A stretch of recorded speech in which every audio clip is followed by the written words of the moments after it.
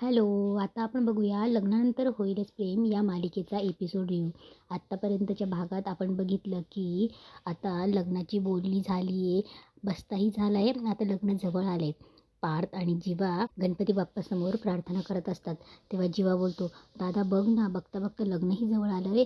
तेव्हा पार्थ बोलतो, हो ना, परवा हळद, संगीत, मेहंदी, लग्न सगळंच आहे. तेव्हा जीवा बोलतो, अरे उद्या प्री वेडिंग शूट आहे, ते लक्षात आहे ना तुझ्या?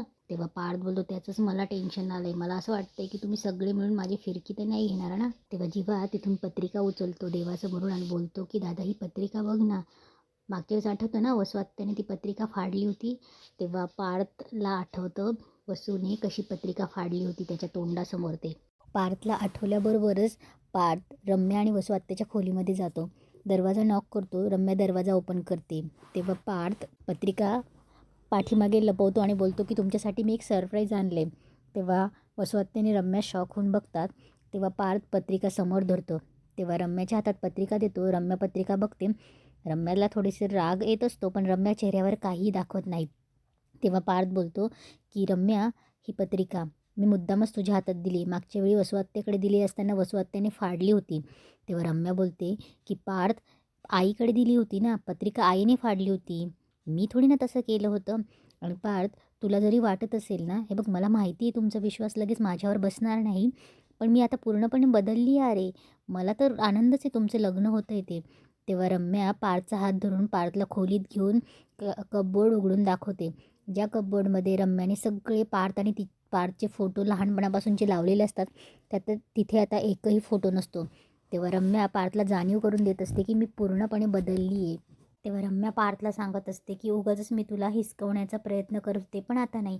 आता डेस्टिनीच्या मनात जे आहे ना, तेच मला मान्य आहे. तेव्हा रम्या बोलते की मी खरंच मूव्ह ऑन झाली आहे पार्थ. तेव्हा पार्थ बोलतो की नाही, तसं असेल तर चांगलंच आहे. एनिवेज, तुम्ही दोघी आईबाबांना मदत करताय त्यासाठी थँक्यू. तेव्हा पार्थ बोलतो, थँक्स आत्या. तेव्हा रम्या बोलते, थँक्स? अच्छा, म्हणजे आता तू आम्हाला थँक्स वगैरे म्हणणार आहेस का पार्थ? अरे घरचं लग्न आहे, त्यात आम्ही मदत करणार नाही तर कोण करेल? तेव्हा पार्थ बोलतो, ठीक आहे, आराम करा आता, उद्या हॉलवर जायचे, बरीच कामं आहेत. पार्थ गुड नाईट बोलून चालला जातो. वसू पटकन दरवाजा बंद करते आणि रम्याकडे जाऊन बोलते की काय आहे तुझ्या मनात? नाही, तू पार्थला डायरेक्ट हात धरून कपाटाकडे घेऊन आली, मला तर धडकीच भरली ना. त्याने जर बघितलं असतं, असं वसू बोलते, आणि बघते तर कपाट रिकामं असतं. तेव्हा वसू बोलते, आणि हे काय, कपाटातले सगळे फोटो कुठे गेले? रम्या, काय चाललंय तुझ्या मनात, सांगशील का जरा? तेव्हा वसू पत्रिका बघते आणि बोलते, पार्थ मारे आला होता पत्रिका द्यायला. मागच्या वेळेला मी फाडली होती ना, आता तू फाडून टाक, धर घे. तेव्हा रम्या बोलते, अशी पत्रिका फाडून काय होत नसतं आई, घे ही पत्रिका.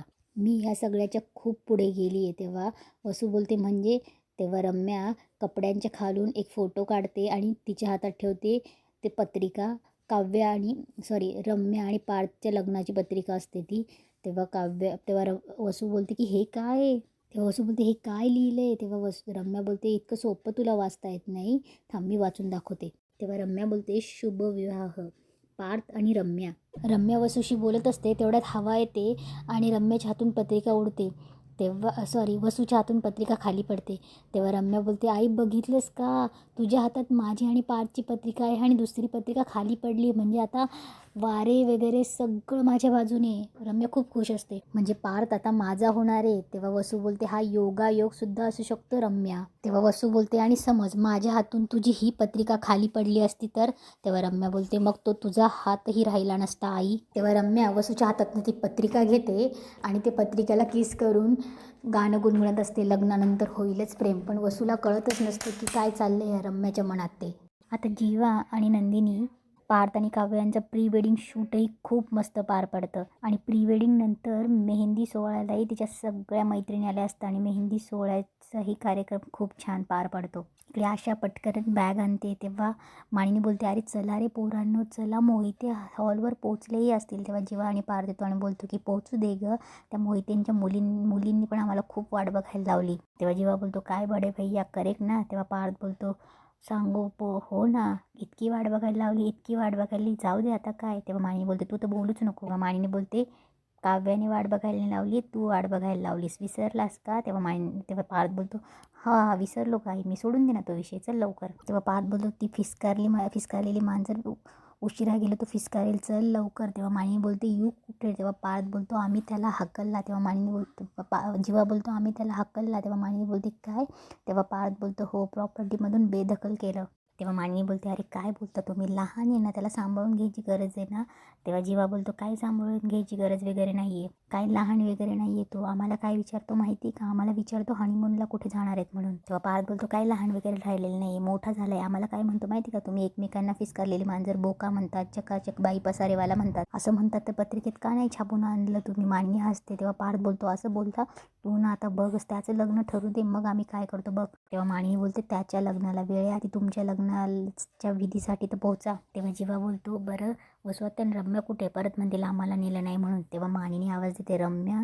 तेव्हा रम्या एकदम सावसूतपणा करत बोलते हो मामी, आईला तयार व्हायला वेळ लागेल, तुम्ही पुढे व्हा आम्ही येतोच. तेव्हा जीवा बोलतो हे असं असतं यांचं. तेव्हा मानिनी बोलते बरं बरं लॉक करून या सर्व. तेव्हा रम्या बोलते हो. तेव्हा मानिनी बोलते आशात चल, आणि ते सगळे निघतात देवाचा पाय पडून. सगळे गेल्यावर रम्या इकडे गणपती बाप्पासमोर येऊन उभं राहते. तेवढ्यात वसू येते आणि बोलते रम्या का खोटं बोललीस, अगं मी केव्हाची तयार आहे, तूच सांगितलं ना रूममध्ये बसायला, का केलंस तू असं. तेव्हा रम्या बोलते कारण शेवटच्या माणसावर बऱ्याचशा गोष्टी अवलंबून असतात आई. तेव्हा वसू बोलते म्हणजे.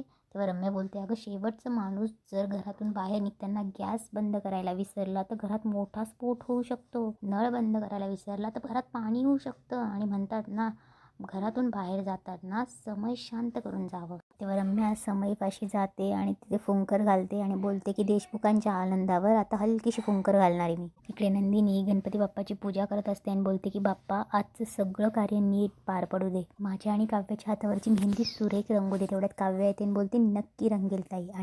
आणि ताई मेहंदी नाही फक्त, आता आपलं अख्खं आयुष्य प्रेमाच्या रंगाने रंगून जाईल. त्या दोघी एकमेकींना मिठी मारताना इथेच आजचा एपिसोड संपतो.